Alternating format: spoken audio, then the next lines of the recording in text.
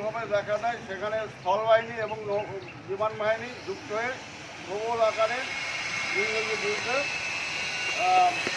আন্দোলন শুরু করে। তখন ইংরেজরা বুঝতে পারেন যে এই দেশকে আমরা আর ধরে রাখতে পারবো না। তখন তারা সিদ্ধান্ত নেন ভারতবর্ষকে তারা মুক্ত করবেন, স্বাধীনতা দেবেন। কিন্তু কুচক্রী ইংরেজরা এমন একটা প্ল্যান করলেন যে আমাদের এই ভারতবর্ষটা দ্বিখণ্ডিত করে দিলেন।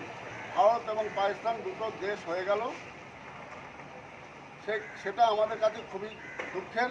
তবুও বলবো আজকের 1947 সালের যে 15ই আগস্ট আমাদের দেশ স্বাধীন হয়েছিল, সেই 15ই আগস্ট আজকের দিনে আমরা খুব এই দিনটাকে মানুষের গুরুত্ব সহকারে দেখি এবং এটা করবো, এটা আমাদের ভুলে না যায়। এবং বীর শহীদদেরকে যেন আমরা সবসময় শ্রদ্ধা জানাই, তাদেরকে যেন আমরা ভুলে না যাই।